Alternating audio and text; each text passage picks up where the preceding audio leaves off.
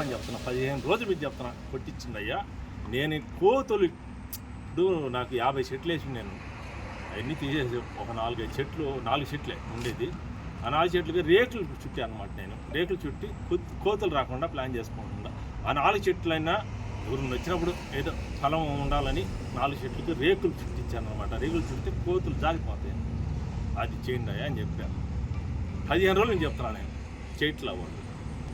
రెండోది ఏంటంటే బాయ్ 2 అడుగులు మా లోపల కట్టించున్నారు. వాళ్ళ పేరు ఏం పేరు సార్?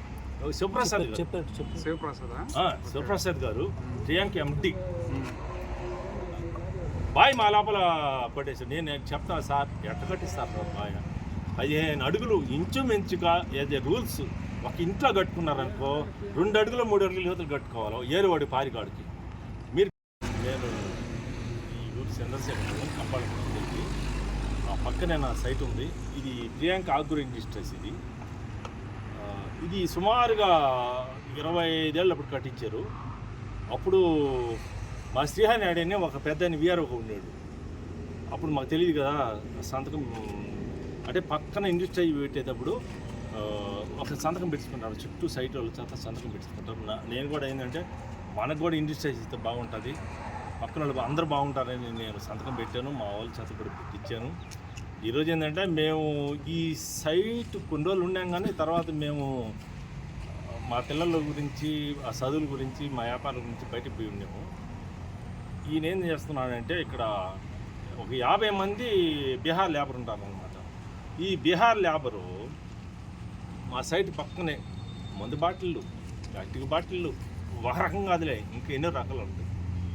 నేను ఎప్పుడు చెప్తా ఉన్నా అన్నీ వేసి అయిపోయింది. కొన్ని రోజులు అయిపోయిన తర్వాత మేము ఈ సైట్ కాడికి వచ్చి మా సైట్ మేము క్లీన్ చేసుకోవాలని వచ్చినప్పుడు నేను చెప్తాను ఆయనకి, ఎండి గారు అంటే శివప్రసాద్ గారు ఈ పేరు. సార్ అన్ని రోజులు జరిగిపోయింది అయిపోయింది కదా, ప్లాస్టిక్ బ్యాగ్ ఎత్తేసి భారీగాడు కట్టుకొని మాకు ఇబ్బంది లేకుండా చేయండి అని చెప్తున్నాను. భారీగాడు కట్టించేదానికి నువ్వు కట్టుకోకూడదుగా. ఆయన ఫ్యాక్టరీ పెట్టుకుని నేను కట్టుకునేది నాకు అర్థం కావట్లేదు అసలు. నువ్వు కట్టుకోకూడదా సార్? మేము ఏదో ఒకటి చేసుకోవాలి సార్ అని అడుగుతున్నాను. నువ్వు కట్టుకోకూడదా? ఏదో ఒకటి చేసుకోకూడదు ఏమవుతుంది? ఈ విధంగా మాట్లాడుతుంది. సరే ఏపీ పోలీస్ నువ్వు బోటికి పోయాను, రకరకాలు చేశాను. వాళ్ళు కూడా వాళ్ళు ఏంటంటే వాళ్ళు వచ్చి ఊరినే చెప్పేవాళ్ళు, కానీ వాళ్ళు అంతా చర్య తీసుకోలేదు కదా. లాస్ట్లో నేను ఏంటంటే సార్ ఇది బాగుంది కాదు, నేను ట్రక్ పెడతాను అప్పుడు కానీ మీకు తెలుస్తుందంటే అప్పుడు పారిగడు కట్టించాడు అన్నమాట. పారిగడు కట్టించిన తర్వాత ఇప్పుడు సమస్య ఏంటంటే